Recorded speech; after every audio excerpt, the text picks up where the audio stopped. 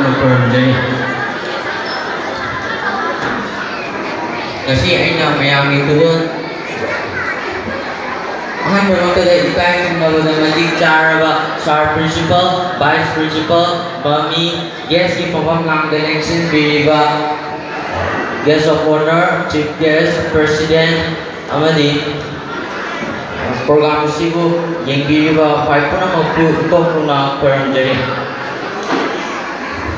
Kasi ay na mayami ito mapamda 13 August ka marilay na ba sa rin ang tugang tawagay sa rin nga sige mamig na katlibra ni mga Manipur sa rin nga si hutang birag pa na Miss Ibiyay ma sa rin nga si Lantong Charag ha ni mga Manipur katlibra ni mga nahagdi milupirang kang ganang lelibra nga sisu barang ginong pokjidan Jingon mapagipunong muda na dong chik na yatari Manipur palibak akan di po pipalin ang risky binamurang muda minayoling tangkibig na parse na may tiyag minupirang kang na lelibra nga sisu Bagay salay na yan hubag pa ang risky na may da turare mitay at hubag kaya masingnay na Naroon dingin calak pamailina lantong na taway pagre mitay at hubag kaya Kangkong chayre kamay punyon magdala Agan ba ng tong asun babulang huwa Imanang di kayong tadya asundura Kurang iinalay saba Majin manaw kanaba Longang haiba ang resli Digdamut balaki ba ang resmagi mamangga Mitay pona utki ba Kanga sagi mamangga Ang awamako taki ba Mitay sanapuyada Mayikla na ilo Kongjong turin banda Tanggi jagoy saki ba Bonggi may nakaki ba Pona bersibasi atau ba Jimen sana mapari MEITEILOL ang iwalay tinang fasi sabay kakiba ibu tikender atau ibu tanggan generate atau makoy kahit na bagay may tsaka kaplibra ni Manipur momon minok tamnagto kayaw ragi ha ni Manipur nang ginating na bunda ngalari malentay bang masila tong tinbong na Duminta banay ng British Samurai Jamahangdo Barat kung masusuntaw na matuna magkikiri British Samurai Bakayagi Adabu ima nang ginatuna masok na British Samurai Bakayagi Tawai Taki Mamitar Duminta banay ng Mami Shanaki Maguli matik magul Kaya na matik magulay ka ba ima nang ginatik Sikha badaloy banayroy imanang ginatik na go Leki gani nga sisu Nichong bagina hire din imanang ginamagda Munsina Imitali kawa Ha Manipur Ha Manipur Matang sila ang isa yung messenger Rasila mula pa panong kung muna Permjay We have Christina of Pauna House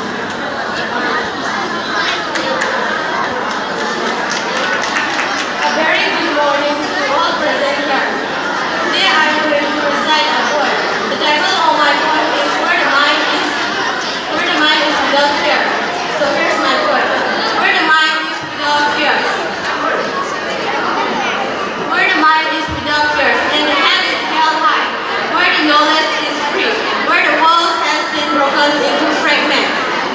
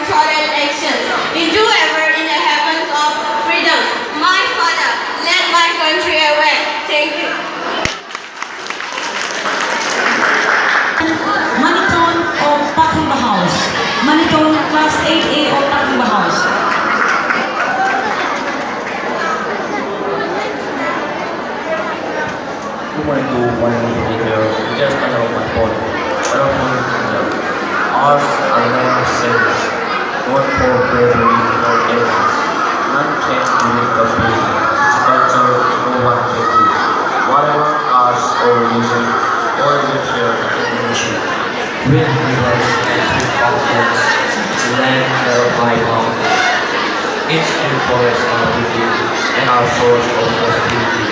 Let's work hard for its safety beyond our human system.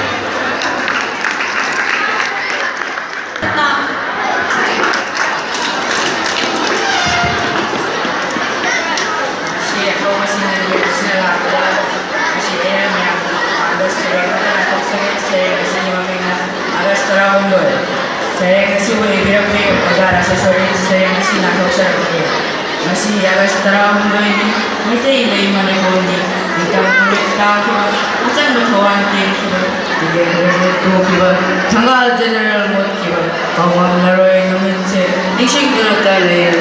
pero maling ini tam na hining ba kuwai ba swar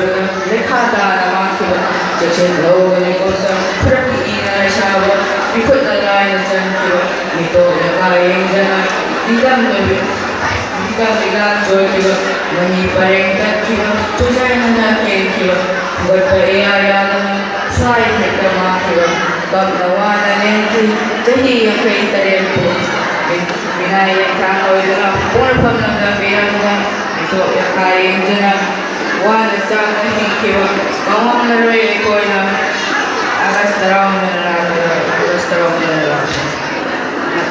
natutuloy mo siya kasi mata na siya roy maya kan